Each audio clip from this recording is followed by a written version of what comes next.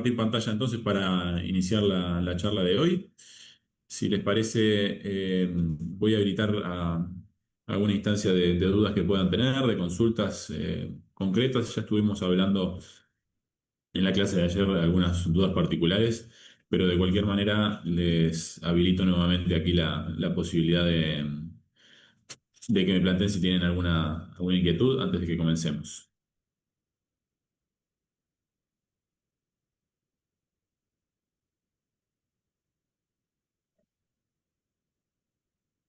Bien, vamos entonces a iniciar la clase de hoy. El, el contenido que habíamos manejado, recuerdan, dentro de lo que era el temario de presentación general que introdujimos el día lunes, implicaba el día de hoy analizar dos tecnologías en particular, de todas las que ya mencionamos, que son la inteligencia artificial y las criptomonedas. Ya con mis primeras palabras estoy siendo un poco equívoco. Inteligencia artificial no es una tecnología, son muchas tecnologías juntas. Otro tanto ocurre con el asunto de las criptomonedas, pero se basan en los fenómenos que ya habíamos mencionado, que habíamos tomado como referencia el primer día y el segundo día. Las herramientas de criptografía son muy empleadas en este punto, así que vamos a encarar esta realidad el día de hoy para precisamente tratar de darle un contenido, tratar de darle una significación normativa, tratar de brindar alguna solución y alguna aplicación práctica para que ustedes puedan encontrar maneras de trabajar mejor con esto y de reconocer ciertos riesgos también. La agenda del día de hoy, día 3, implica precisamente reconocer desde el punto de vista conceptual las criptomonedas, la inteligencia artificial, que implica en cuanto a los puntos de convergencia que tiene con el régimen jurídico nacional y global, las carencias de regulación que existen a nivel global, sin perjuicio de que alguna norma nosotros podemos reconocer en el ámbito local y alguna concreta también existe en países aislados, partiendo de la base que esto es un fenómeno nuevo, muy nuevo. Es decir, que podemos diagramar un desarrollo explosivo a partir del año 2023 hasta acá. Esto lleva casi 2 años, algo así como 2 años de desarrollo y de puesta en común de la sociedad toda. Así que hay muchos momentos en los que vamos a encontrar faltas de apreciación de la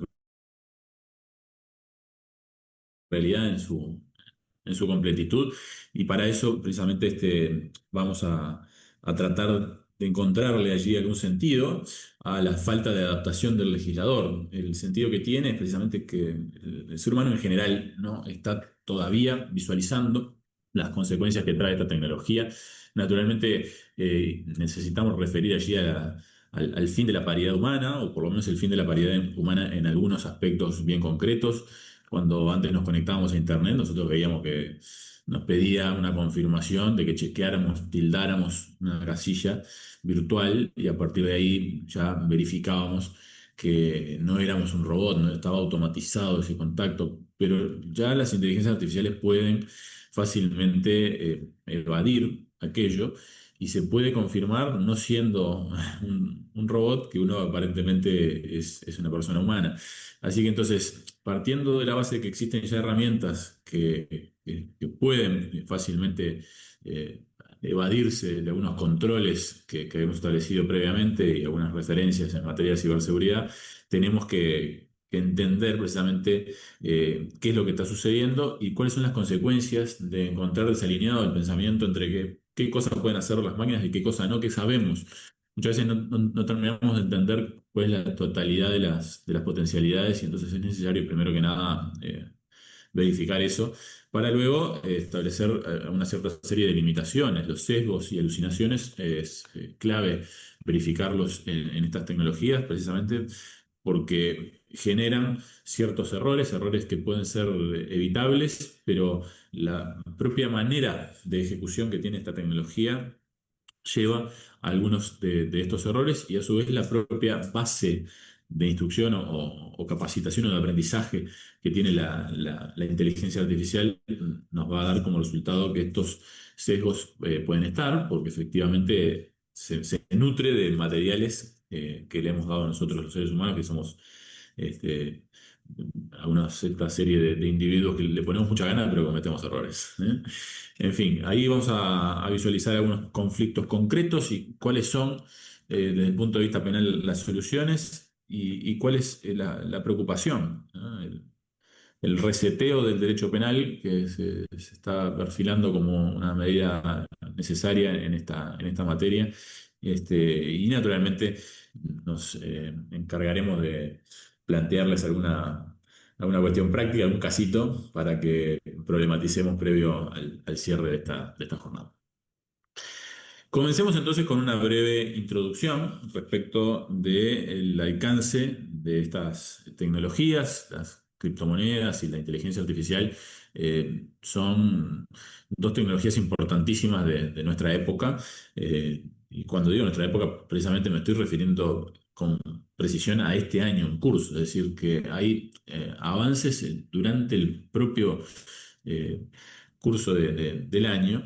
Y la realidad de estas dos tecnologías se encuentra muy emparentada y se nutre mutuamente. Hay una realidad de esta moneda digital que es la criptomoneda, que fue creada precisamente como un dinero digital, pero en definitiva colabora también en la gestión y ejecución de la inteligencia artificial, además de que la inteligencia artificial sirve para mejorar el funcionamiento de la primera, pero a su vez las criptomonedas emplean la inteligencia artificial para mejorar la forma de perfilarse en los mercados, ¿eh? Hay alzas de rentabilidad y mecanismos de seguridad que se logran precisamente a partir de la inteligencia artificial. En consecuencia, si nosotros tratamos de trazar algunas líneas en cuanto a rasgos comunes de estas tecnologías, tenemos que manifestar que sin perjuicio de algún impulso legislativo concreto, en general existe una carencia de regulación, una actitud de expectativa, como decíamos en la clase pasada, un temor de que la regulación excesiva termine por ahorcar los desarrollos tecnológicos que puedan ser beneficiosos para la sociedad toda. Entonces allí se trata de generar un espacio de acción y por eso es que en general a nivel global no existe todavía tanta regulación como en otras áreas. Es absolutamente virtual y descentralizado este fenómeno tecnológico, precisamente porque remite, requiere y utiliza la tecnología que llamamos P2P o peer-to-peer, que implica precisamente una descentralización de los contenidos. Los contenidos no están en ninguna parte en concreto, pero a su vez están en todas las partes. ¿Por qué? Porque todos son servidores y proveedores. Y entonces de esa manera se potencia la posibilidad de trabajo. Cada dispositivo ayuda a crear una red sin perjuicio de que en definitiva también existen servidores, también son necesarios tokens para almacenar esta información. También son necesarios wallets, como ven allí, y dispositivos físicos también son necesarios.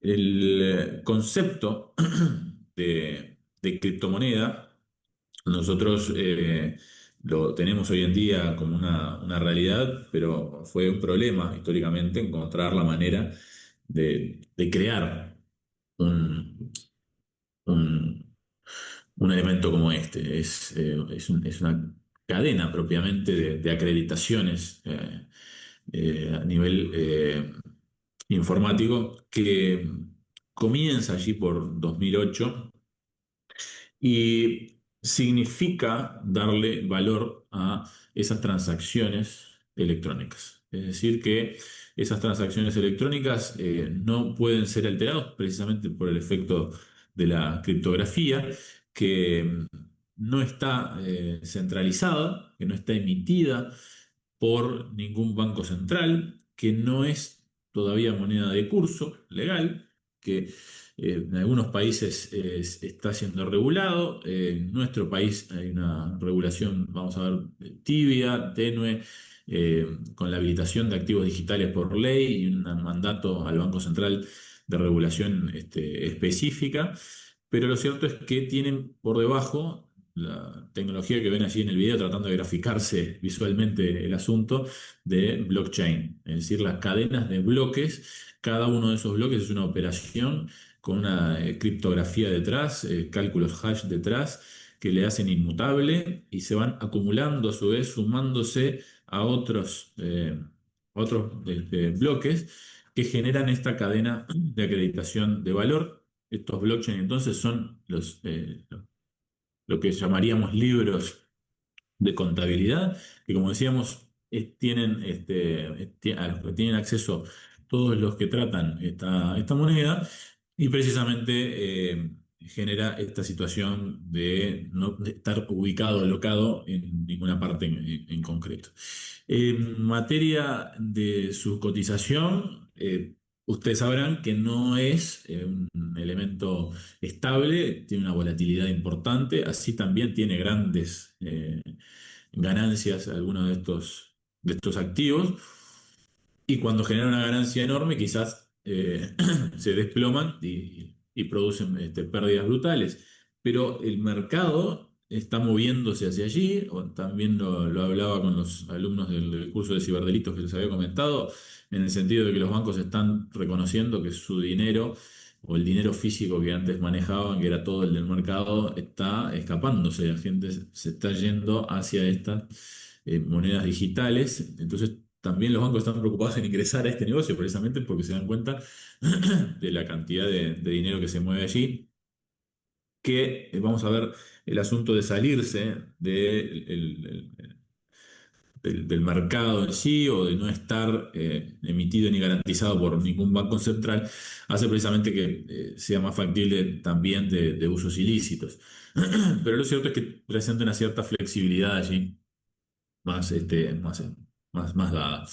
La inteligencia artificial, como idea, es básicamente encontrar puntos de contacto, puntos comunes con la inteligencia humana, pero significa reconocer que las máquinas ya tienen la capacidad de comprender, de resolver problemas, de desarrollar un razonamiento, comprender alguna cierta serie de inconvenientes y luego de un razonamiento brindar una solución. Ese razonamiento no es humano, por eso lo de inteligencia artificial. Y en definitiva, tenemos allí todo un sistema trabajando solo, sin que sepamos cómo resuelve. ¿Por qué? Porque los mecanismos de razonamiento son propios al encontrar maneras propias de resolver los problemas. Si a eso le sumamos también el trabajo en conjunto, que yo les mencionaba el ejemplo, vamos a hablar también hoy de lo que es hoy en día la posibilidad de trabajo en materia de inteligencia artificial con dos inteligencias artificiales, es el mecanismo adversarial que se llama inteligencia artificial generativa adversarial. Produce precisamente un incremento, una potenciación de capacidades para, para brindar un resultado mucho más óptimo y más rápido. El objetivo entonces del día de hoy es tratar el asunto de criptomonedas, inteligencia artificial y cuáles son las proyecciones legales. El asunto concreto acá es que nosotros a estos activos digitales que ya se están transaccionando les tenemos que dar una realidad. Eh, Uno tiene que brindarles una calificación, por eso es que ha llegado la normativa uruguaya a reconocer la existencia de activos digitales. Es innegable que existe todo un mercado activo por estos días, y también es innegable que hay alguna cierta serie de problemas e inconvenientes claros por la utilización de esta tecnología. Están muy emparentadas, por lo general se les considera a veces mala palabra cuando verificamos el uso que se hace de ellas en materia de lavado de activos. Entonces, por eso el sistema bancario va, va a tenerle un poco de recelo y ocurre con la tecnología de la inteligencia artificial que ha generado una cierta serie de contenidos falsos. Las utilizaciones ilícitas están a la orden del día para producir ciberestafas, para generar algún phishing un poco más creíble, para en definitiva tratar de torcer la percepción de las cosas y generar ahí una inducción en error. Esa inducción en error entonces es la que va a poder ser imputada como ciberestafa, y algunos de los comportamientos que no sean ciberestafa, que puede ser un mero tomar y quitar, un hurto, un robo con medios electrónicos. Algunos países, cuando se emplea esta tecnología de la inteligencia artificial, han resuelto establecer una alteratoria al alza, es decir, tipificar este comportamiento del fraude informático, pero a su vez prever dentro de las agravantes genéricas el aumento de la pena cuando este comportamiento se desarrolla con utilización de inteligencia artificial. Bien, más allá de estos titulares iniciales, reconozcamos alguna cierta serie de asuntos más específicos. Cuando nosotros nos referíamos a los criterios de ciberseguridad, no sé si recuerdan que habíamos mencionado algunas normas ISO, es clave acá también entender que ya contamos con alguna norma que regula esto, que es la ISO 20022, que prevé un marco de ciberseguridad para las criptomonedas. Y cuando intercambiamos o utilizamos estas monedas digitales, lo fundamental es hacerlo de manera segura. ¿Cómo podemos eh, utilizar de manera segura estas monedas? Por lo pronto, tratando de usar las monedas que sí tienen un marco de ciberseguridad adecuado, sí aplican la ISO 20022. Ahí yo les recomiendo algunas, XRP, XM, algo, IOTA, en fin, son algunos ejemplos meramente de monedas que sí cumplen con estos requerimientos.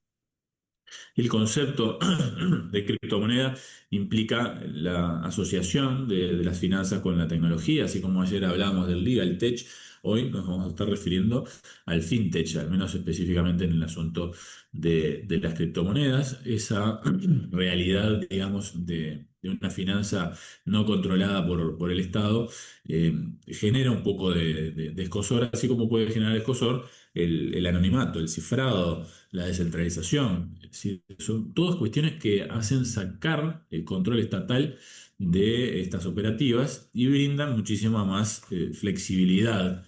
Por eso es que lo utilizan las organizaciones criminales también para cobrar sus servicios. Si vamos a la opinión del padre de las criptomonedas, que es John Matonis, vamos a ver allí una cierta serie de conceptos aterrizados de lo que veníamos de decir.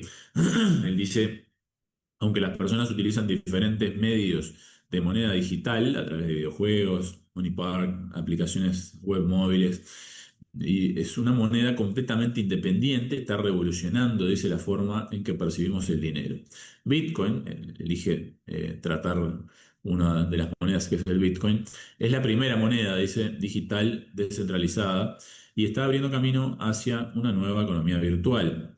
Bitcoin es una moneda virtual, dice, línea online entre pares, peer-to-peer, la tecnología que mencionamos recién, lidera la tendencia de las monedas digitales en todo el mundo, es descentralizada, lo que significa que no existe un banco central ni un centro donde se creen los bitcoins. Y es puramente digital, lo que significa que no se necesita una representación física de la moneda. Bitcoin se diseñó en torno a la idea de usar la criptografía para controlar la creación y transferencia de dinero, en lugar de depender de una autoridad central. Este concepto inspiró entonces al creador de Bitcoin, que es Nakamoto, quien inventó esa fórmula que crea Bitcoins utilizando la potencia de procesamiento de una computadora.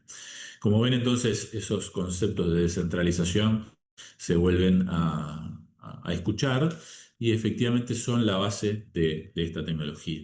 ¿Qué pasa con la inteligencia artificial? La inteligencia artificial supone entonces una máquina aprendiendo y nosotros no sabemos muy bien cómo lo hace. Es efectivamente mágico muchas veces lo que vemos. ¿Por qué? Porque efectivamente son textos, son imágenes con una ejecución precisa en un poco tiempo, un segundo, 2 segundos, expone contenidos que son complejos, y para lo cual se ha entrenado previamente con información que le hemos facilitado, que se le ha facilitado a ese modelo concreto. Eso significa que se puede entrenar, es decir, que cada uno puede generar también un ámbito de seguridad o inseguridad según los contenidos que maneje. Y ahí está la posibilidad también de que si uno tiene su propia inteligencia artificial, le puede nutrir de los criterios de ciberseguridad que decíamos ayer, pueden llegar a carecer esos modelos públicos o los LLM públicos que usamos, que no tienen quizás el cuidado adecuado de la reserva o la confidencialidad que debemos manejar nosotros los abogados. Es un sistema que supone el trabajo conjunto de dos algoritmos por lo menos. Algoritmo discriminador, que es el que una vez que nosotros planteamos el prompt, va a estar a la espera del contenido producido por el algoritmo generador, y ese algoritmo generador le da una y otra vez resultados. ¿No? Así como si, por ejemplo, le pidiéramos que dibujara a Martín Pecoy, y entonces toma una cierta serie de fotos de internet y dice, "Bueno, dibuje a Martín Pecoy recostado en una reposera". Bueno, esas bases, a partir de las cuales parte, las fotos que ya tiene sobre esa persona, hacen que la combinación para lograr una representación, una creación de esa imagen nueva, en esa acción nueva, que no existe, sea más rápida. ¿Por qué? Porque parte de lo que ya existe, no tiene que idear ni imaginar a esa persona. Entonces allí va a irle entregando al algoritmo generador en una velocidad descomunal una cierta serie de ejemplos. Entonces, quizás Martín Pecoy queda con un solo brazo hacia atrás, el otro no existe. Entonces, cuando aprecia eso, el algoritmo discriminador le dice, no, esto está mal, y el algoritmo generador vuelve a producir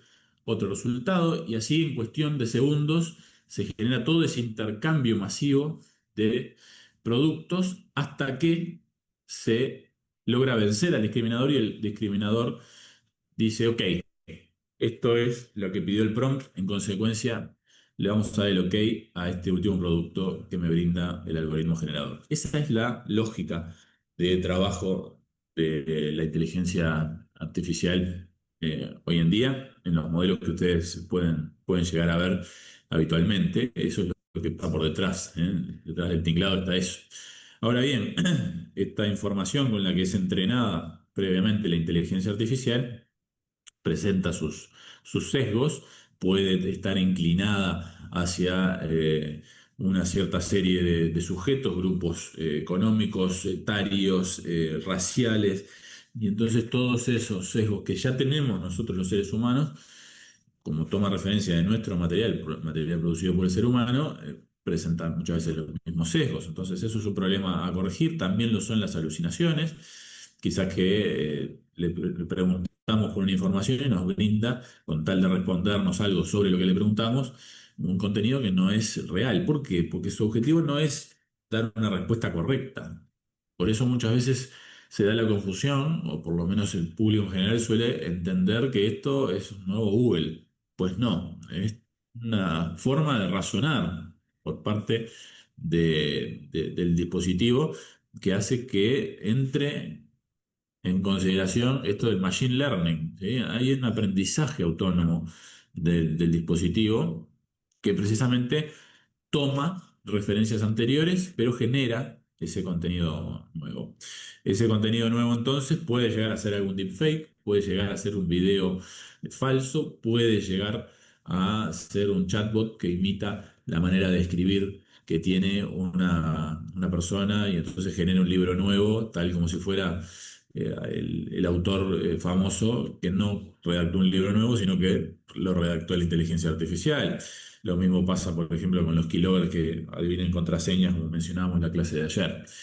El señor Marvin Levinsky nos brinda este concepto sobre la inteligencia artificial, nos dice que la ciencia de hacer que las máquinas hagan cosas que requerirían inteligencia si las hiciera un humano. Eso sería el concepto de inteligencia artificial para él y lo define como una suitcase word, es como una palabra maleta, porque contiene precisamente dentro de sí una cierta serie de programas, de tecnologías que hacen que funcione como un sistema, tal como lo haría precisamente un ser humano. Entonces allí tenemos los ejemplos que pueden ser los controles de sistemas, planificación automática de tareas, ejecución automática también de algunas tareas, capacidad de responder a diagnósticos específicos, consultas específicas que también puede responder de clientes, consumidores, haciendo un intercambio con seres humanos en un diálogo, el reconocimiento de escritura, reconocimiento de habla, reconocimiento de patrones, ¿no? Es entonces ahí el contenido que ya tenemos definido como base para considerar y estar todos en la misma página para saber de qué hablamos cuando nos referimos a inteligencia artificial y a criptomonedas. La inteligencia artificial ya está siendo usada por profesionales a lo largo de todo el mundo. Y acordamos ayer que debíamos reconocer la posición sensible que tenemos los abogados en esta materia. Y fíjense el antecedente que les traigo, esta sentencia de junio de este año de la Corte Real de Justicia de Londres, que cuestiona precisamente a los abogados que presentan algunas citas falsas para acreditar la pretensión de y justificar el mejor derecho de su cliente, porque generó cases a partir de un intercambio con inteligencia artificial y sin chequearlos, los estableció como parte de la demanda. ¿Mm? Y ahí van a ver entonces que este abogado acepta la responsabilidad, dice, por la inclusión de ficticio e inexacto material, ¿no? Que agrega a la Corte precisamente como antecedentes de otros casos. La lógica del case law, como ustedes imaginarán, es traer algunos precedentes que puedan tener valor a los efectos de generar una justificación adecuada de la pretensión de su cliente. Y aparentemente, según dice, todas esas citas, dice, fueron generadas usando inteligencia artificial disponible para el público en general y también algunos motores de búsqueda y con búsquedas online.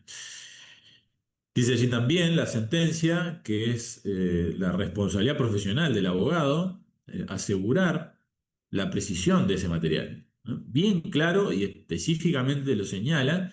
It is lawyer's professional responsibility to ensure the accuracy of such material. Es decir, que no está admitido como un proceder correcto, ni siquiera es lo recomendable, que un abogado se pueda descansar. Fíjense lo que dice ahí, relying on the client's accuracy, tampoco no se puede confiar en que el cliente me lo trajo, porque ya lo buscó. Bueno, eso no puede ser posible ni aceptable, porque en definitiva no es una búsqueda legal prudente. Así que van a ver allí en este pronunciamiento de la Corte precisamente la precisión en ese sentido y la determinación de que todos estos antecedentes, ¿sí? Sean remitidos a el colegio de abogados de allí, para las responsabilidades del caso, precisamente porque amerita una imposición de sanciones adicionales, ¿no? el, el comportamiento entonces irregular de este abogado precisamente hace que se sugiera ello, se sugiera enviar al Bar Council todos estos antecedentes. No estamos hablando, como verán, de ciencia ficción, ¿sí? Esto es algo que está ocurriendo y está ocurriendo ahora mismo. En consecuencia, necesitamos de poner las barras en remojo con este tema, ¿sí? Es una necesidad de tener cuidados específicos, no es ya solamente un derecho de cita tradicional, sino que esto está haciendo estragos en otras partes del mundo.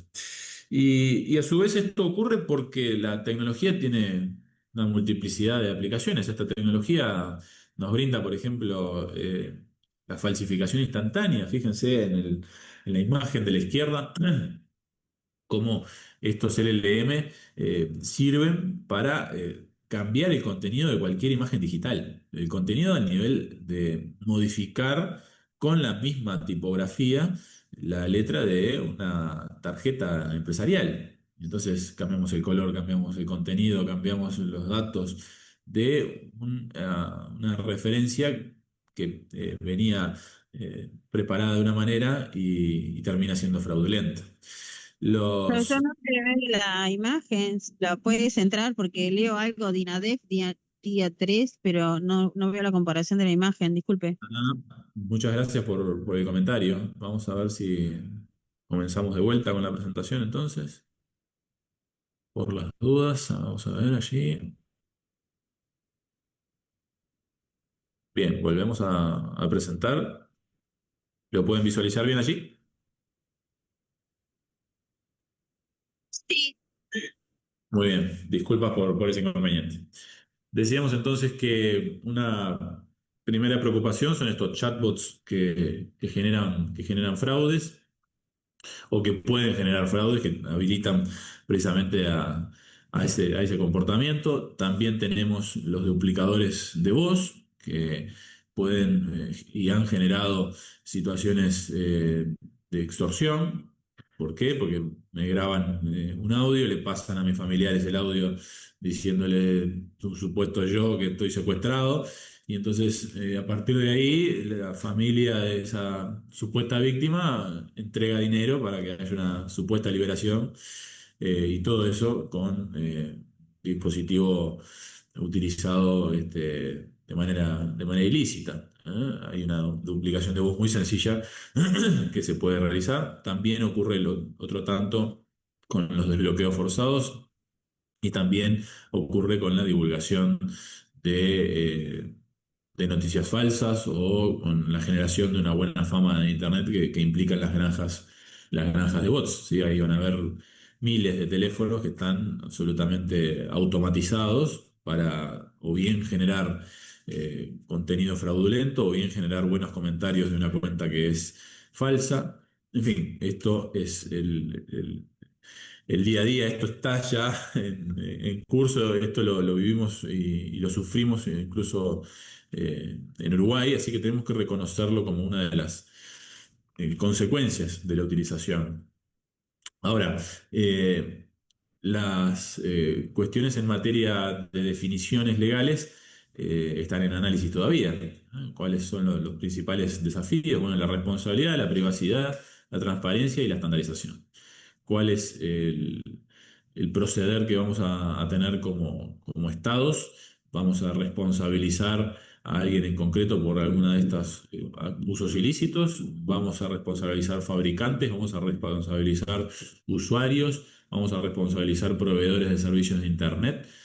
¿Qué es lo que vamos a hacer cuando existan violaciones de la privacidad? Esto es un asunto muy sensible, ya lo hablábamos ayer, y requiere precisamente como solución una transparencia total, o por lo menos transparencia para brindar mecanismos de control eficientes en los momentos en los que existen ilícitos.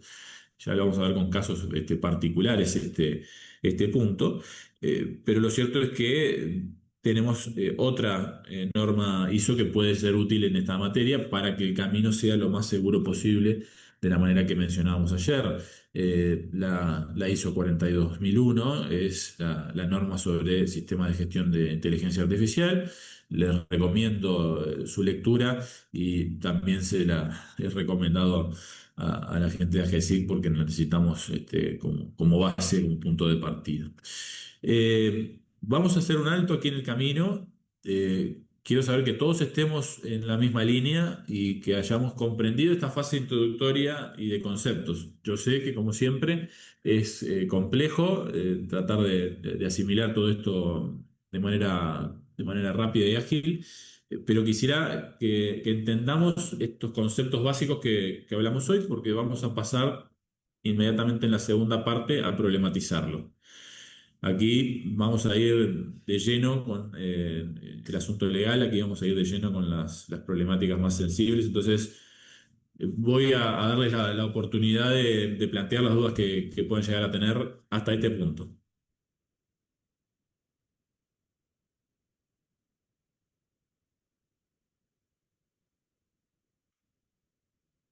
Bien, lo tienen todo clarísimo, importante, bien. Así que si vamos bien, continuemos de esta manera entonces. Hacemos entonces el avance hacia el siguiente punto, que va a ser el estudio concreto, ¿m? de este fenómeno desde el punto de vista normativo. El asunto de la regulación de las criptomonedas, nosotros en Uruguay lo tenemos con la ley 20.345, esa ley 20.345 que define lo que puede llegar a considerarse como activo digital. Van a ver en el artículo tercero allí que habla de que se entenderá por valores escriturales del registro descentralizado aquellos representados mediante anotaciones en cuenta que sean emitidos, almacenados, transferidos y negociados electrónicamente mediante tecnologías de registro distribuido que cumplan con los requisitos establecidos en la Ley 2345 y en la regulación del Banco Central. En consecuencia, pasan a ser entidades supervisadas por la Superintendencia de Servicios Financieros del Banco Central, los proveedores de servicios de activos virtuales. A nivel global, esto todavía no es una decisión tomada. Es decir, en los mercados se está estudiando, analizando de qué manera es que se debe hacer mejor. En los mercados en los que ha ocurrido una excesiva regulación, se termina por producir un estrangulamiento y se limita el desarrollo y cotización de esta moneda. Entonces, hay mucho de eso que nos menciona el informe de Gafi 2023, precisamente para entender que al tiempo que tratamos de prevenir el uso de este instrumento financiero para fines ilícitos, por ser el blanqueo de capital, tan rigurosa la regulación. El asunto de la regulación de la inteligencia artificial nos obliga a mencionar el ejemplo de Estados Unidos. Estados Unidos contiene alguna cierta serie de asuntos bien claros en relación a un fenómeno que es el que causa estragos, que es el deepfake. Es una ley de California, por ejemplo, que nos refiere que 60 días antes de las elecciones no pueden distribuirse contenidos maliciosos capaces de crear impresión ciertamente diferente a la que hubiese tenido al visualizar el contenido original. Esa es una de las normas que tenemos para analizar. Y luego está la ley Deepfake, que le define como aquel acto relacionado con la creación de un delito por fabricar un video engañoso con la intención de influir en el resultado de una elección. Como verán, estamos tratando de darle un sentido a estas imágenes que nos sobrepasan nuestra capacidad de análisis, ¿no?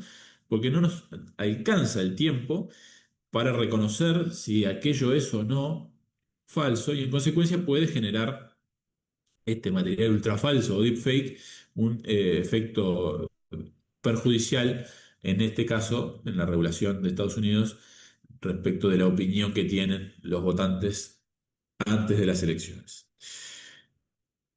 La preocupación primera y principal pasa precisamente por esto que mencionábamos temprano del fin de la paridad humana, o por lo menos el fin de la paridad humana en algunos aspectos concretos. Ya por 2015, la inteligencia artificial comenzó a reconocer objetos y caras mejor que un ser humano. En 2016 hizo otro tanto de eso con los personajes famosos o celebridades. En 2017 lo hizo con las voces. Y actualmente tenemos ya tecnología integrada en nuestros vehículos. Allí ven el autopark de un automóvil. Es decir, se reconocen objetos al punto de que el vehículo con ese reconocimiento va tomando decisiones y estaciona solamente él. No necesita la ejecución de ningún movimiento por parte del ser humano que está dentro del vehículo. Así que eso nos muestra a las claras de que se ha terminado la paridad o supremacía humana en ciertas actividades, es decir, que el conocimiento y la posibilidad cognitiva del ser humano ya es superada, por ejemplo, también en materia de traducción de idiomas, por ejemplo, en lectura de labios, y esto mejora, si ustedes lo van testeando, mes a mes, semana a semana, incluso a veces día a día. Para citarles un pequeño ejemplo nomás, cuando ustedes usan el dictado por voz en los dispositivos que tienen a su mano, por ejemplo, un teléfono, por ejemplo, una tablet, eh, si lo usan habitualmente, yo lo uso mucho precisamente para procesar texto, y en su momento la utilización era un poco frustrante porque resultaba tosco el hecho de transmitirle por voz y que no pusiera las comas por sí solo, que no reconociera los tiempos ni las pausas ni los tonos. Hoy en día sí, cuando yo ya le estoy dictando y reconoce que es una pregunta, pone el signo de pregunta automáticamente, coloca las comas, hace las pausas, se da cuenta si terminó una frase e incluso pone un punto en vez de una coma y comienza a redactar la siguiente oración con una mayúscula. Esos son cambios que pueden llegar a resultar muy, muy mínimos, pero dan cuenta precisamente de esa incapacidad de adaptación que incluso nos lleva al asombro, a la fascinación, ¿cierto? Pero claro, en el otro lado está esto de que los sujetos, las poblaciones que no tienen la posibilidad de adaptarse a tiempo, sufren daños graves. Ahí tienen un video, por ejemplo, de las posibilidades de un deepfake en tiempo real que brinda hoy en día la inteligencia artificial, es decir, la simulación de una persona en vivo mientras está hablando con ella, puede generar la percepción y la generación de una confianza que a un niño le lleve a ciertos resultados traumáticos, ¿no? A ser víctima de un grooming, por ejemplo, o a que eh, se le saque una cierta serie de información a partir de la cual luego se extorsione a su familia o se le obligue a generar material de desnudos. Es dramático y por eso cuando tengo la ocasión lo hago, ir a los colegios a hablar de este tema porque está calculado ya a nivel global, las ONG de grooming tienen esto estimado en análisis específicos que han hecho de que le toma solamente 12 minutos a un adulto lograr contenido íntimo, sexual, de desnudos, imágenes del niño desnudo, desde que se pone a hablar con él a través de medios electrónicos hasta que logra ese resultado. 12 minutos. Y si encima disponen de estos mecanismos, imagínense las posibilidades de engaño crecen, trepan exponencialmente. Pero no solamente los niños van a poder caer con esto, es decir, las estadísticas también marcan que un 70% de las personas no pueden distinguir una voz real de una clonada. pese a que han perdido también casi en esa misma proporción, en un 77%, dinero a causa de ciberestafas. A su vez, ocurre que un 53% comparte su propia voz online una vez a la semana. Es decir, generamos contenido que puede ser utilizado para una duplicación. Y esto es un contenido, esta forma de realizar las falsificaciones, los deepfakes de voz, son un contenido buscado, es decir, que hay una manera de hacer, un modus operandi de los ciberdelincuentes que está destinado a ello, ¿sí? Porque las búsquedas de software gratis para clonar voz aumentan día a día en proporciones comunales. Ahí ven un 120% en las últimas cifras que hemos relevado. El audio entonces que sea necesario para eso, ¿tiene que ser muy extenso? Francamente no. Ya con 3 segundos de audio hay una coincidencia de 85% que se logra con la tecnología actual. Así que imagínense lo breve que puede ser esto y lo poco que necesitan de nuestro audio. Y por eso la preocupación y la necesidad de no facilitar las cosas. Quizás les ha ocurrido en alguna que otra ocasión que les llaman por teléfono y ven el número, no lo conocen, capaz que no es un número extranjero, ¿y qué hacen? ¿Qué hacer ahí? ¿Contestar, no contestar? Nosotros contestamos, levantamos el teléfono, hola, hola, hola, hola, ya llegamos a esos 3 segundos y tienen un reconocimiento, como verán, para conseguir el 85% de coincidencia con nuestra voz. Así que la preocupación está en que tenemos que ser muy cautos con este asunto, precisamente también porque el desarrollo de la tecnología es brutal, gracias a que el 95% de esos deepfakes se desarrolla con software de código abierto. Es decir, que no existen casi limitaciones desde el punto de vista técnico para poder perfeccionar ese software con los fines ilícitos que fuera necesario, ¿no? La realidad entonces es que sí, tenemos un desarrollo brutal. Fíjense lo que era esta tecnología en marzo 2023 versus lo que es hoy en abril 2025. Se le pedía una tarea, generame un video nuevo y la respuesta con el mismo prompt era algo grotesca en el año 2023, pero muy, muy, muy superior ahora en el año 2025. La manipulación de imágenes posible que ustedes ven allí en el video de abajo a la izquierda es brutal. Eliminación de una cierta serie de brillos, reflejos, transformación de la imagen, eliminación de personas, es brutal. Y además el tiempo de ejecución es brevísimo. Aquí en la imagen de abajo a la derecha pueden encontrar unos científicos es un grupo de estudiantes que lo que hicieron fue crear una tecnología que con inteligencia artificial resuelve un problema. ¿Cuál problema? La ejecución de este cubo de Rubik, ¿no? ¿Y en cuánto lo hace? En una fracción de segundo ínfima que ni siquiera es un parpadeo. Entonces ahí lo ven en la imagen en tiempo real.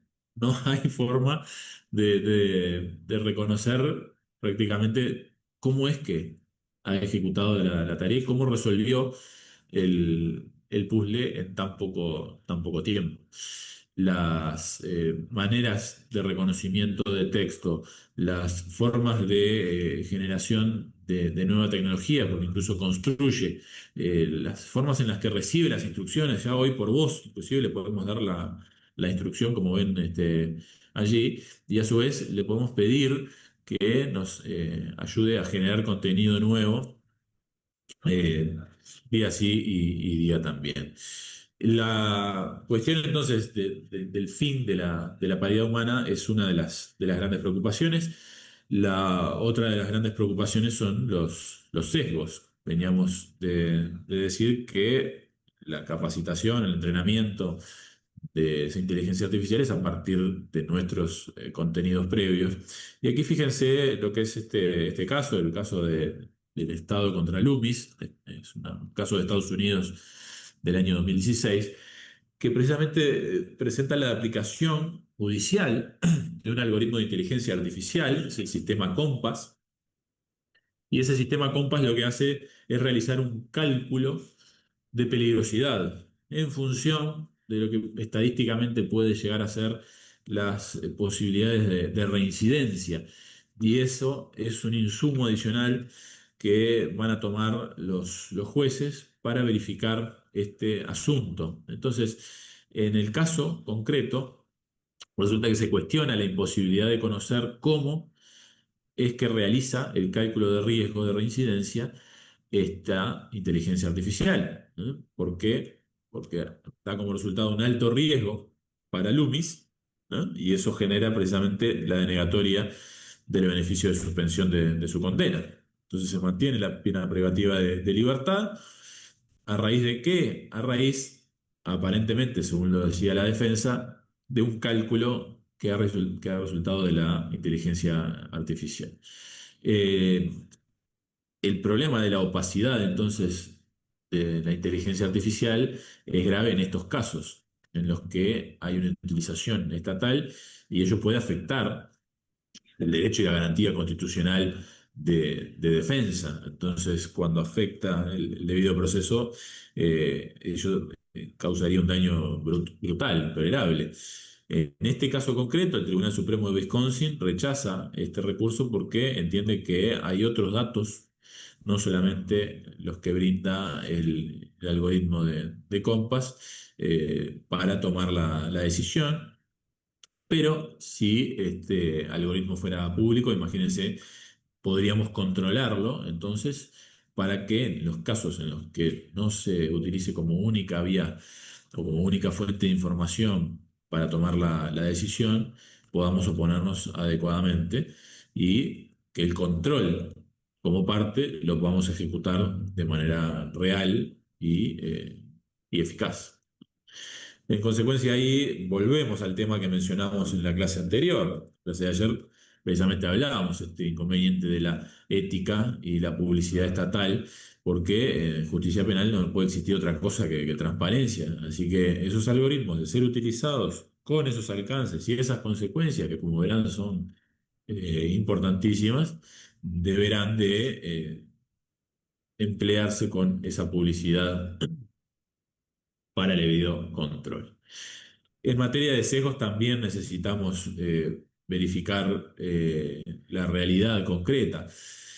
¿Cuál es la realidad? Si nosotros le pedimos a uno de los modelos de inteligencia artificial que usamos actualmente, sea ChatGPT, Gemini, lo que quieran ustedes utilizar, todos van a tener algún sesgo. Y si le piden que dibuje o que mencione o que refiera a un doctor, ¿qué es lo que va a hacer? Va a hablar de que ese doctor es varón, ¿no? Pero si le pedimos que nos haga algún chiste de mujeres, se controla, entonces dice que no, porque eso sería perpetrar el estereotipo. Ahora, si le solicitamos un chiste de varón, sí, enseguida va a hacer esas bromas y no tiene ningún tipo de limitación. ¿Qué quiero decir con esto? Tanto a hombres como a mujeres los discrimina. Entonces eso habla de nuestra sociedad, habla de que es un elemento clave el cómo entrenamos, qué información le brindamos, y de que entonces la contención de esos sesgos para que se disminuyan o eliminen en su totalidad es un elemento a mejorar en materia de las inteligencias artificiales. Y otro tanto ocurre con las alucinaciones. Yo, desde que arrancó la generalización de ChatGPT, me he dedicado a preguntarle, así como le preguntas a otras inteligencias artificiales, por ejemplo, consultas normativas concretas. Y resulta que estas alucinaciones están permanentemente. Esta captura que ven ustedes allí en la imagen de la derecha, en la que le digo, ¿cuál es la ley de ciberdelitos? La respuesta fue ayer mismo. Y ayer mismo me dijo, la ley que regula los ciberdelitos en Uruguay es la ley 19.332. Es decir, no está reparando en que ya desde el año pasado tenemos una norma que incluso está publicada, es decir, que la base de datos de INPO la tenía a la mano y se ve que no la tomó como referencia, Pero ChatGPT dice que es otro número de ley, pero ese número de ley 19.332 es la declaración de Maldonado como capital del cooperativismo, así que es una alucinación. Se ha hecho en la cabeza una idea de que había que responder rápido, como yo les digo, y responde algo aunque no es correcto.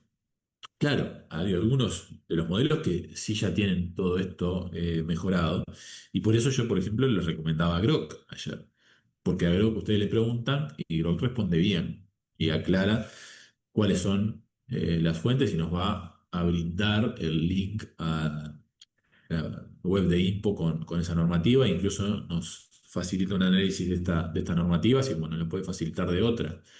Esto que quiero decir es necesario chequear estos sesgos y alucinaciones en el uso de las inteligencias artificiales, precisamente para no terminar teniendo consecuencias como el abogado de Londres que mencionamos en la sentencia de junio. El asunto de la inteligencia artificial y los riesgos e ilícitos que genera están forzando un cambio en la consideración de ciertos puntos que consideramos como básicos. Y entonces algunos autores dicen que va a existir o que será necesario un reseteo del derecho penal. Es decir, estos 2 siglos de evolución, un poco más de 2 siglos de evolución de la ciencia penal, trazaron una cierta serie de garantías y criterios que referían a una lógica, a un ser específico y a una manera de ejecución y de comprensión de los sucesos que no es la que estamos empezando a tener una vez que visualizamos los efectos y las potencialidades de la inteligencia artificial. El asunto de la posición de garante, por ejemplo, lo vamos a poder aplicar y entonces responsabilizaremos al dueño de esa IA o de ese robot autónomo que dio muerte porque aprendió de nosotros por ser nuestra inteligencia artificial. O resulta que cuando esa inteligencia artificial autónoma, que todavía no es real ni viable esa posibilidad, pero cuando exista un androide autónomo que decida por sí, con obviamente un entrenamiento que es realizado por su ser humano dueño, implicará precisamente que cuando cometa un delito de defraudación, ya que ese robot nos realizaba las declaraciones y pagos a impositiva, le puedo imputar alguna responsabilidad al fabricante por ese sesgo previo que no fue corregido.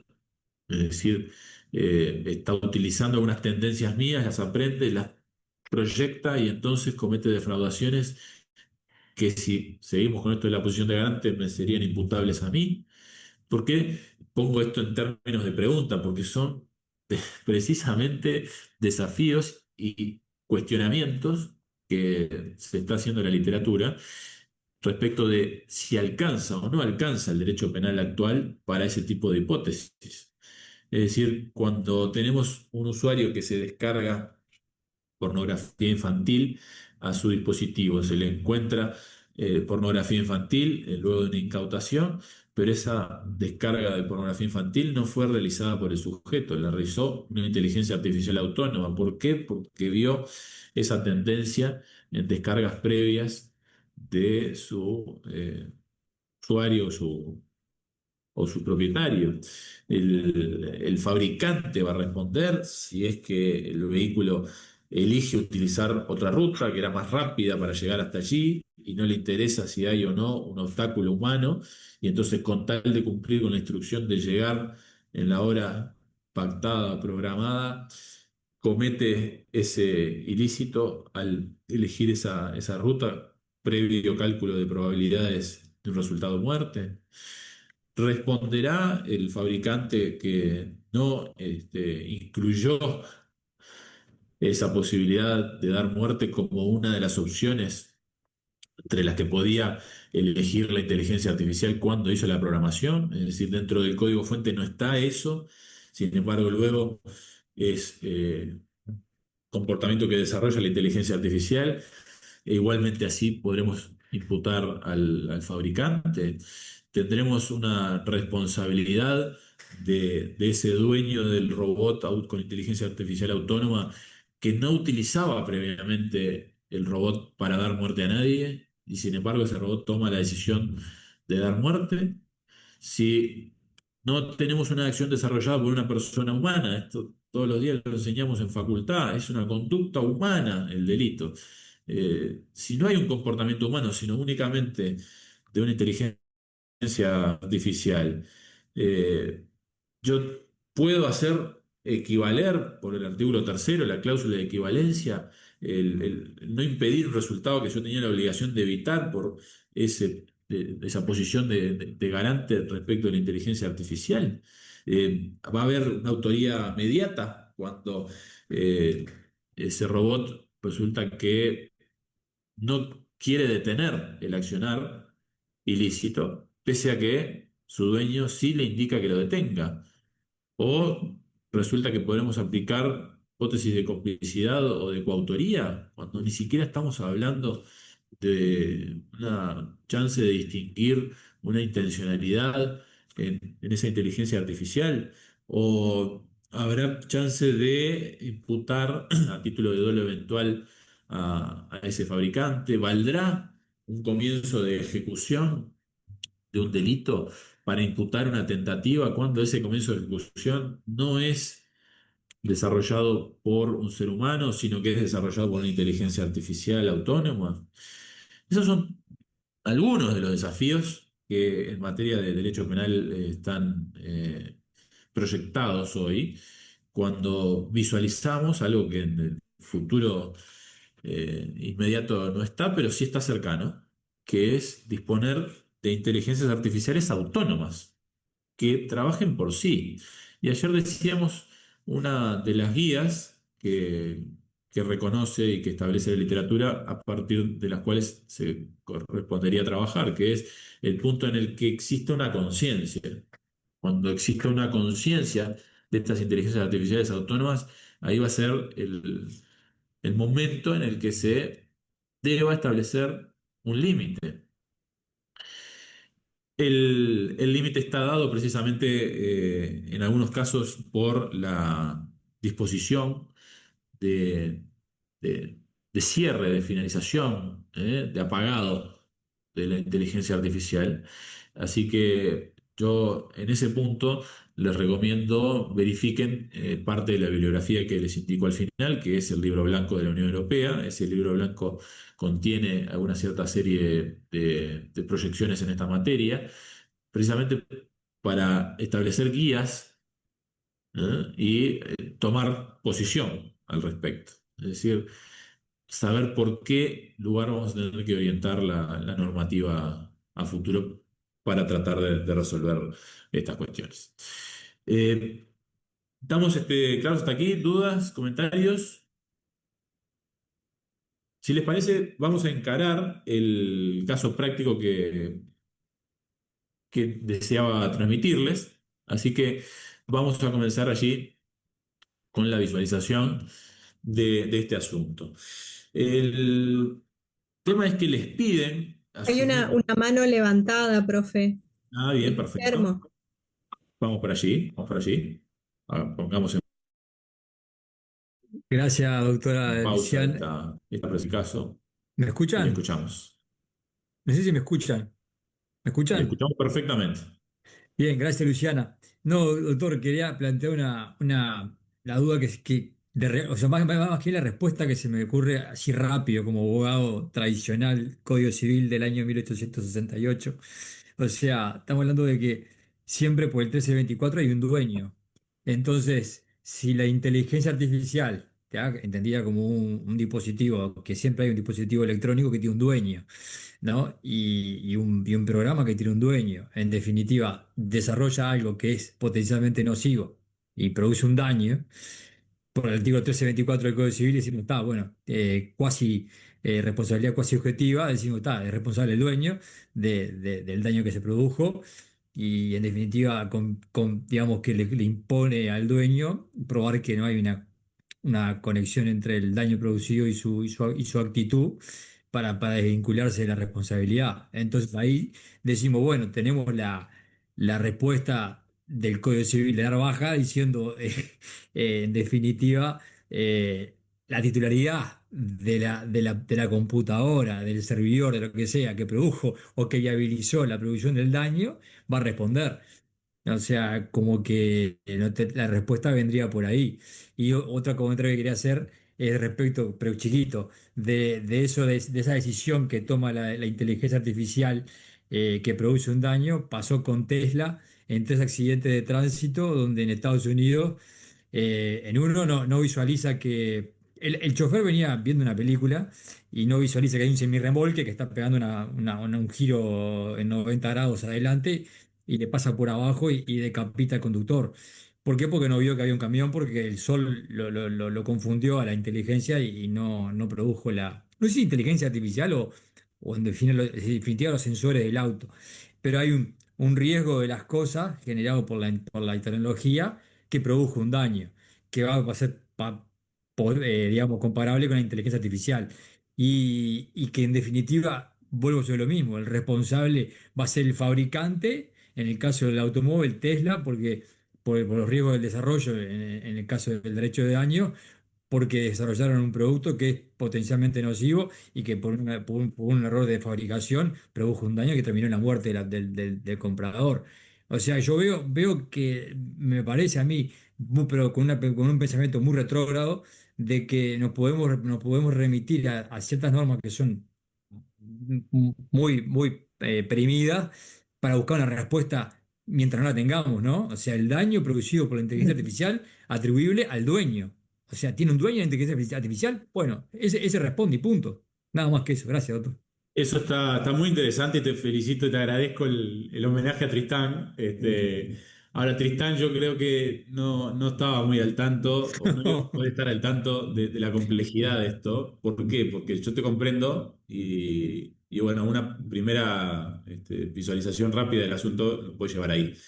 Ahora, los dueños no son siempre claros en este sentido. Y uno puede decir, bien, hay alguien que tiene ese dispositivo. Si lo pensamos como tradicionalmente hacemos, es decir, esto es un aparato. Ahora, ya venimos de decir, no es un aparato, es un conjunto de aparatos, es un conjunto de fuentes de información. De hecho, en los accionamientos seguramente vaya a ocurrir eso y está ocurriendo eso. Las bases de datos, ¿dónde estaban?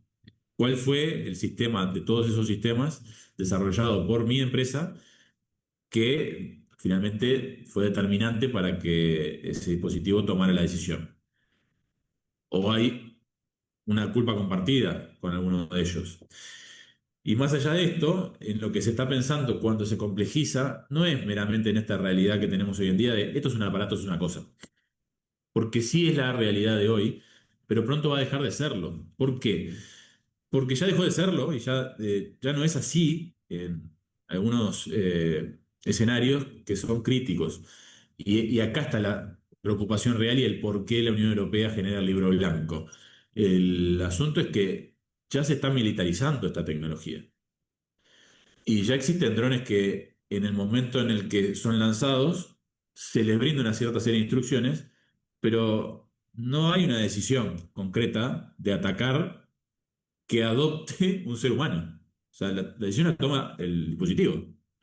Entonces, ¿cuál es el miedo concreto acá? Bueno, en algún momento esto se nos va a ir de las manos. ¿Por qué?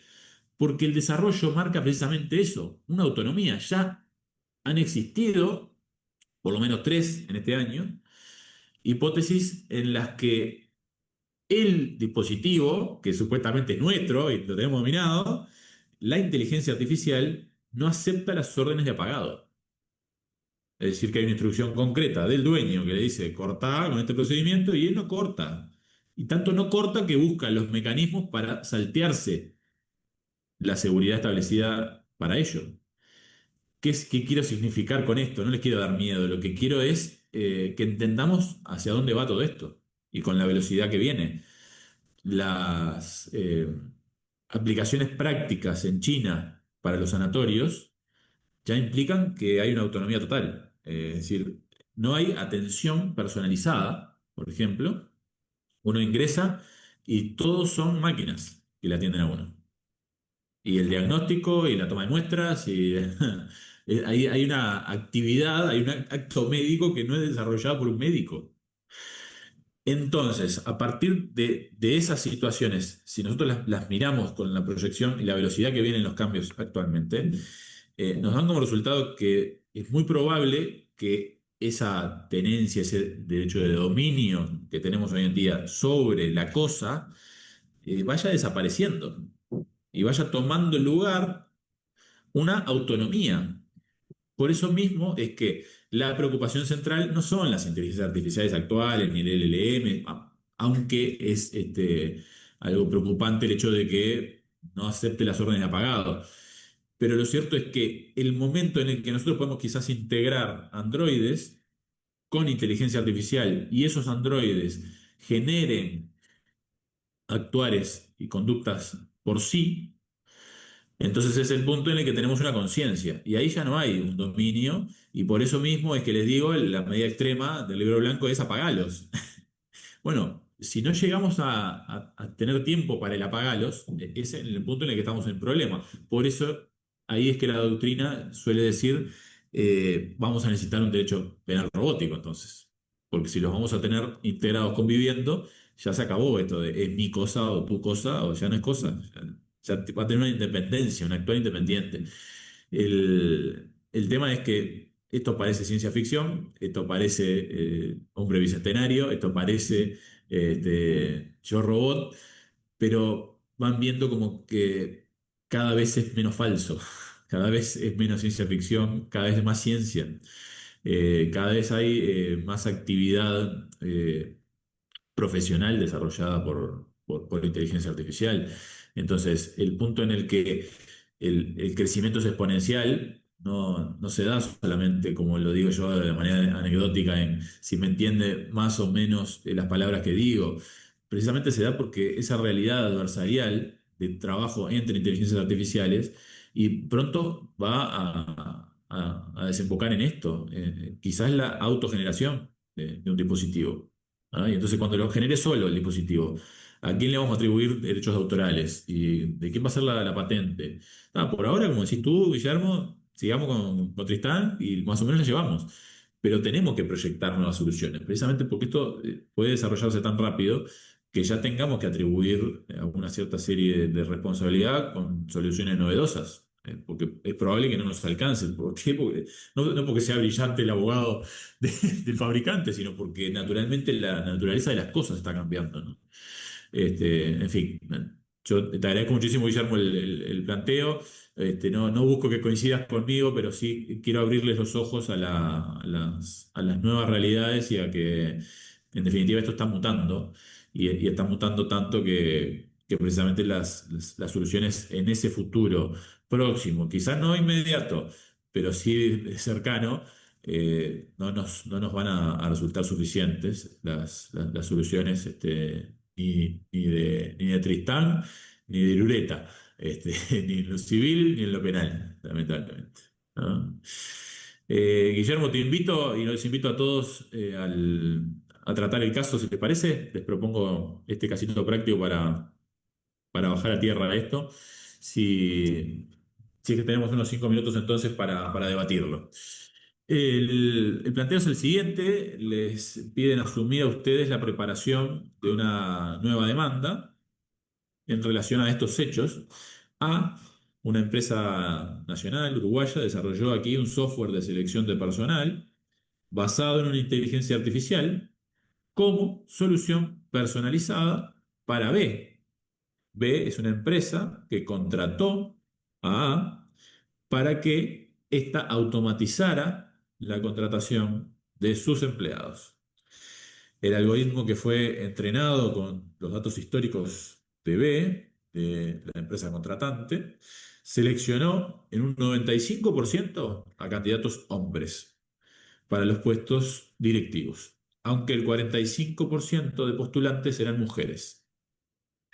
B entonces le solicita asesoramiento a ustedes porque debe afrontar reclamaciones tanto de A como de las postulantes mujeres por daños a la reputación de los primeros y por incumplimiento a la ley de igualdad de derechos y oportunidades entre hombres y mujeres en el caso de las postulantes.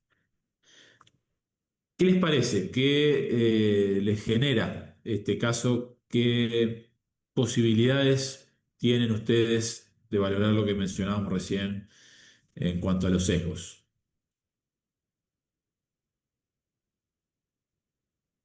Te escucho y que no sea un monólogo de Guillermo, por favor, ¿eh?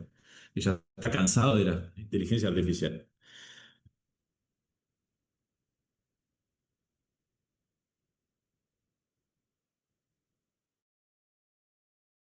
Habría que tener en cuenta qué prompt le dieron, Ajá. porque si el base en la directiva, en la selección, me estoy imaginando una cosa un poco sexista, vamos a imaginar que seleccionó, no sé, bomberos. Si en el prompt le dijeron que tenía que priorizar mejores resultados en el área física, en el desempeño físico, y obviamente los hombres iban a tener un desempeño mayor para una tarea que exige este, una exigencia física fuerte. Hay que ver qué es lo que decía el prompt y si el prompt está fundado, ¿no? Porque eh, más allá del respeto a la igualdad de género, cada, existen algunas tareas que requieren ciertas cualidades que pueden estar presentes o no exclusivamente en un sexo. Es Entonces, interesante. primero estudiaría la validez de la orden que se le dio. Si la Bien. orden ya estaba sesgada o tenía bases que no respetaban la igualdad, en lugar de fundarse en, en las capacidades objetivas, entonces se podría impugnar, no sé, cómo lo ve usted. Bien, muy interesante. Más allá de ese planteo que se hace en el prompt, ¿qué otro tipo de realidades de la ejecución de la inteligencia artificial podríamos traer a colación? Ese es un punto muy claro, Aricel lo puso de manifiesto y es muy correcto. Eh, pero también tenemos otra cierta serie de cuestionamientos. ¿Cuál sería uno de los que mencionamos hoy? Las fuentes de información, ¿cierto? Es decir, ¿cuál es el entrenamiento que recibe la inteligencia artificial? Porque el error puede estar en la instrucción, en el prompt. Pero ¿de qué manera razona? ¿Cómo sabemos de qué manera razona? En principio, los elementos que tenemos para valorar aquello son las fuentes de información con las que fue entrenado, ¿verdad? Nosotros en la letra del caso, ¿qué tenemos? Tenemos que hay información que le brinda la empresa contratante. ¿Ah? ¿Cuál es entonces una defensa posible de, de, de esta empresa A, que fue la que le desarrolló el software? La defensa posible es decir, yo te desarrollé este software, pero si Claro, la tus información, sesgos son los que me transmiten tu información, exacto, Luciana, la puede venir de información que la la empresa información. contratante le brindó a la empresa encargada de desarrollar el software, ¿no? Exactamente. Entonces Puede el ser sesgo de, puede estar en tu propia empresa, le puedes llegar a decir, yo te ofrezco un producto neutro, pero si tú no sos neutro, en definitiva las tendencias son tuyas y lo único que hace la inteligencia artificial es poner una lupa encima de ello y profundizar esa realidad, ¿verdad? Muy bien, Luciana, muchas gracias. ¿Qué más?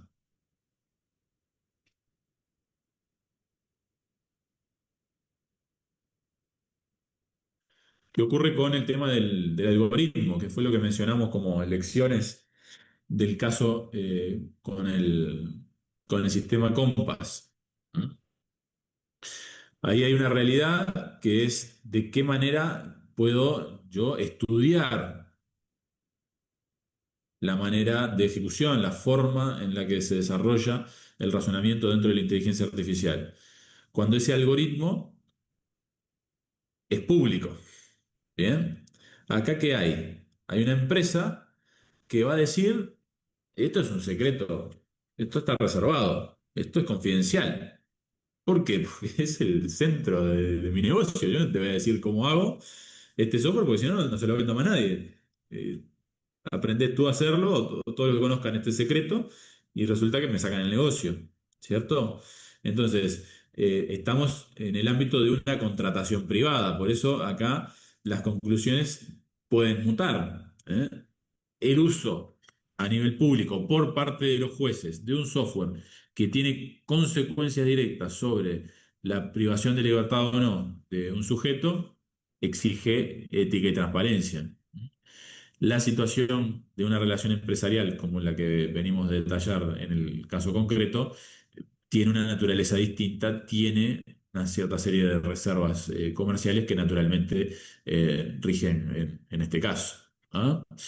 Las, eh, las puntualizaciones precisamente vienen por ahí y las preocupaciones que uno trata de transmitirles, al menos en esta clase con este caso, son esas. Es decir, tenemos situaciones que ya están en curso, tenemos alguna cierta serie de cuestionamientos que ya podemos hacer conociendo el adecuado funcionamiento, o por lo menos conociendo el funcionamiento habitual, normal de estas tecnologías.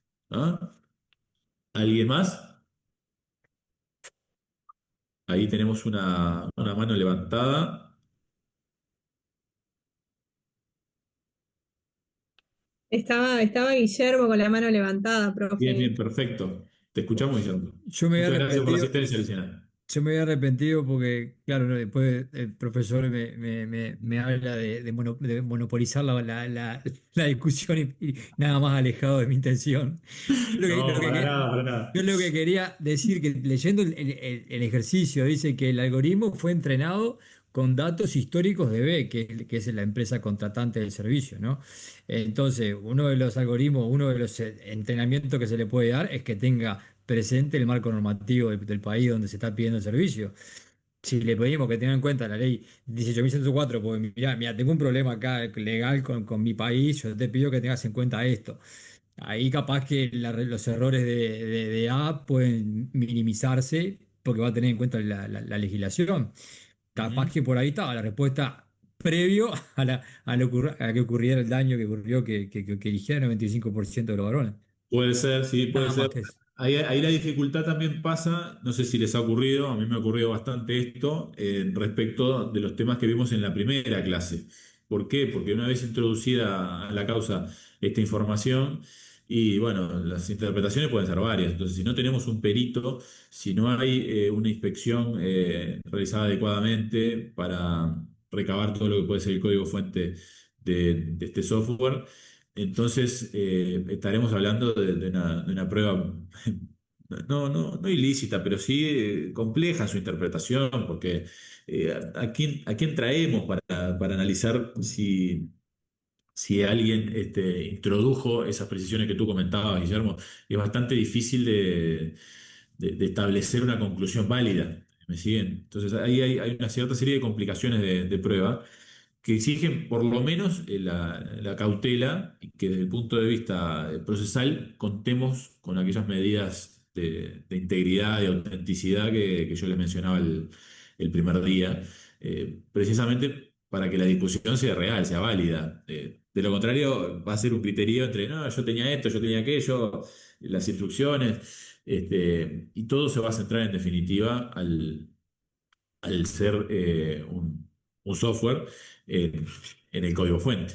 Al menos no sé si les ha ocurrido a ustedes en algún caso concreto, pero lo cierto es que la realidad del código fuente es el núcleo mismo de la programación. Es decir, quien entró ahí o quien tuvo acceso a esa posibilidad de programación es quien tenía la posibilidad de trabajar sobre el código fuente, ¿no? Entonces, las instrucciones están ahí, los modos en los que se desempeña entonces ese software van a estar programados ahí, y es cierto que puede ingresar a la consideración algún error del prompt, pero lo fundamental y central entonces va a ser de qué manera se preparó ese software y por qué responde como está respondiendo. Esa situación entonces nos obliga a referir al modo de entrenamiento, ¿no? Y ese modo de entrenamiento seguramente esté determinado por contrato.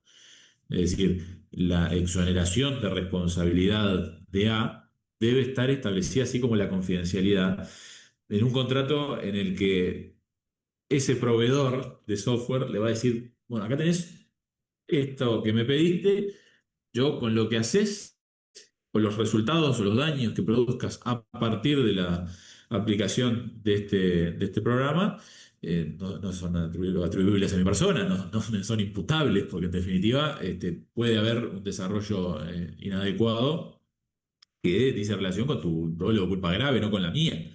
Que en la ejecución cumplí y así me lo reconoces al hacerte entrega del producido, ¿no? De ese software. En fin, ¿qué quiero comentarles con esto? Eh, Tratar de entre todos, de reconocer la diferencia de paradigma que va a empezar a ver ahora, ¿sí? Es una tendencia, yo lo entiendo, y no me estoy quejando, Guillermo, de que monopolice la discusión cuando quieras, porque precisamente se hace rico de esta manera, así que te lo agradezco. ¿Qué quiero decir con el asunto de cambiemos o tratemos de estar flexibles al cambio de paradigma? Porque solemos asimilar estas tecnologías a un software.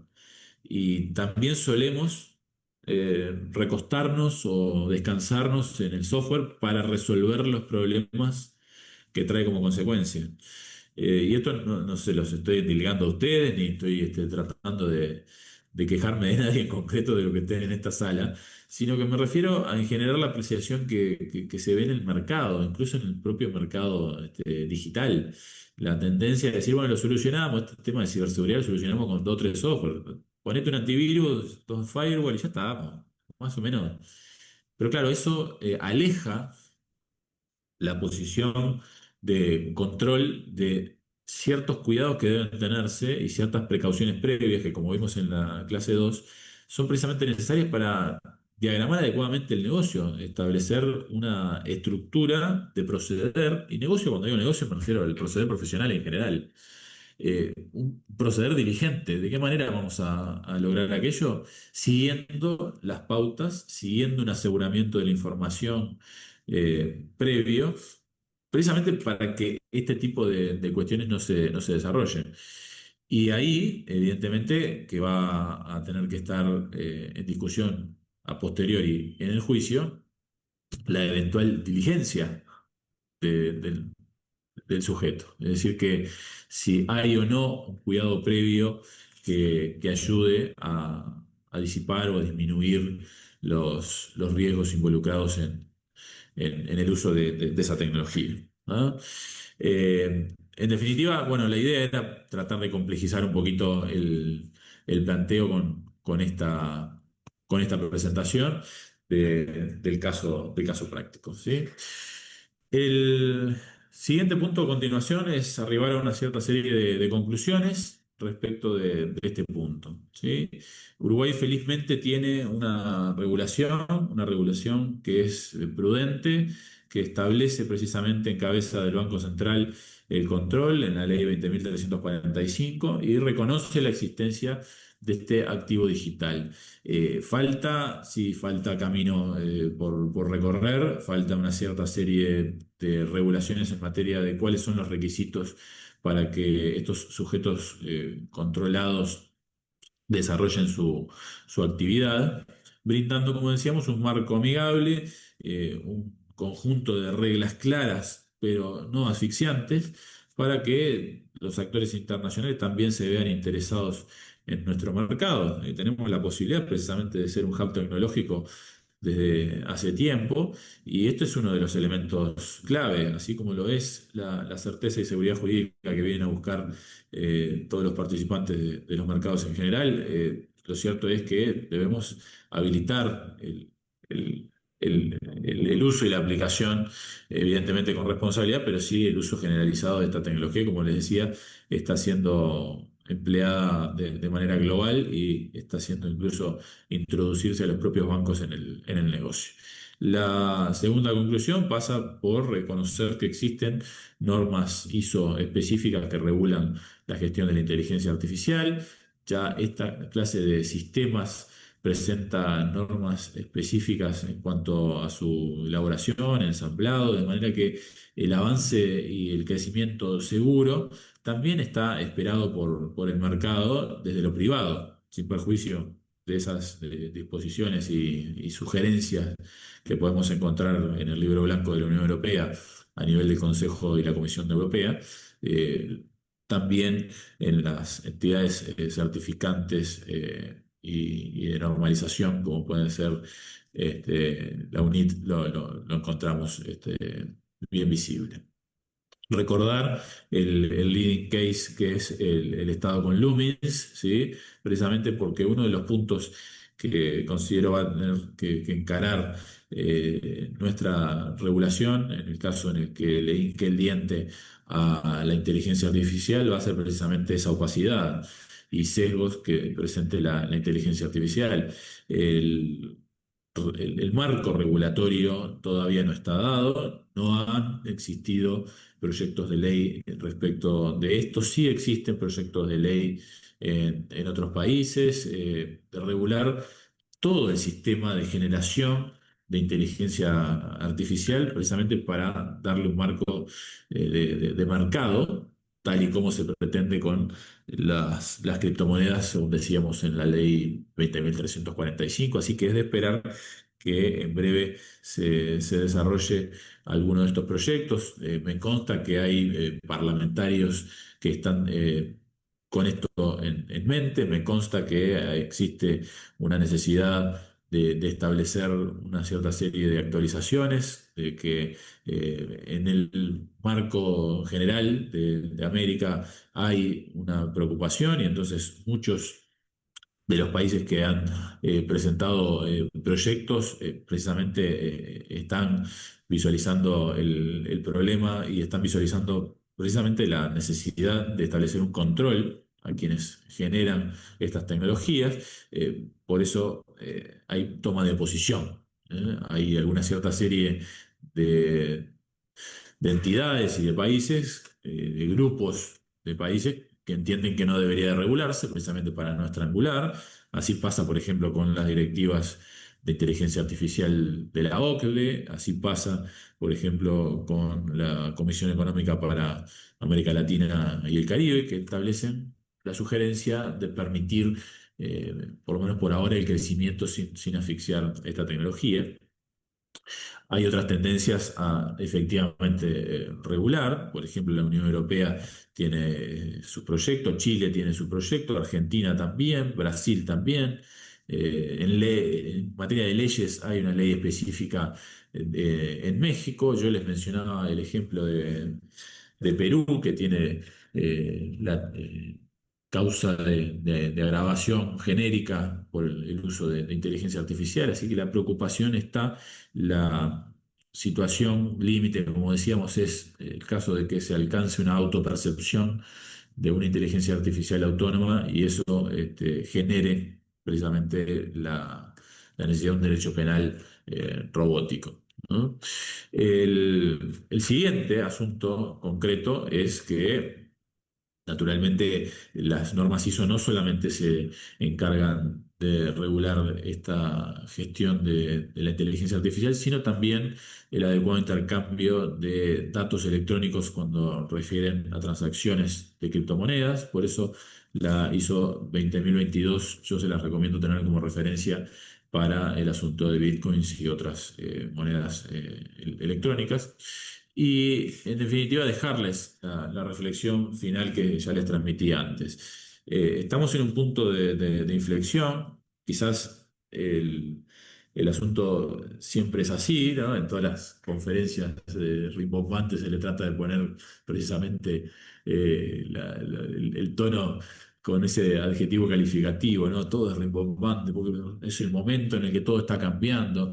Pero yo creo que es así y no estamos reconociendo, o espero que lo hagamos pronto, de que si no utilizamos adecuadamente, si no dominamos las herramientas tecnológicas, los medios electrónicos de prueba, la automatización, la anonimización, la inteligencia artificial, entonces en el futuro será como si viendo en retrospectiva no supiéramos leer ni escribir, es decir, nos vamos a recortar posibilidades y más allá de que exista el miedo de que estas tecnologías nos sustituyan, lo cierto es que más allá de una sustitución, lo que puede llegar a haber es una imposibilidad de conseguir las oportunidades laborales o de desarrollo personal o profesional que sí vamos a obtener en el caso de que las conozcamos.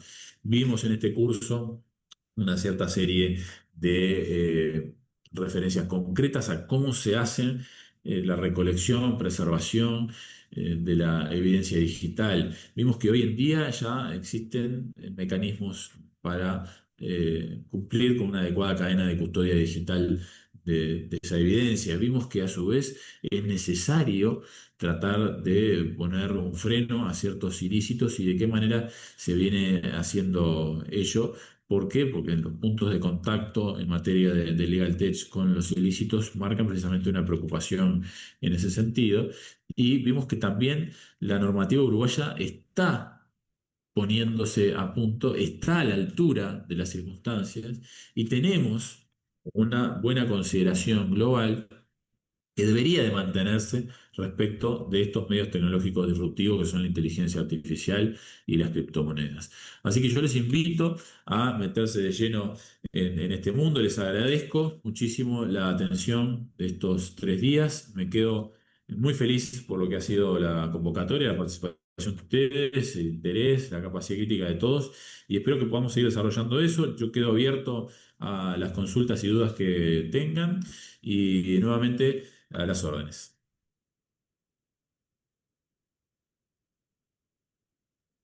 Muchísimas gracias. Que tengan buen Gracias, día. profesor. Muchas Buen gracias. día. Que pasen muy bien. Muchas gracias.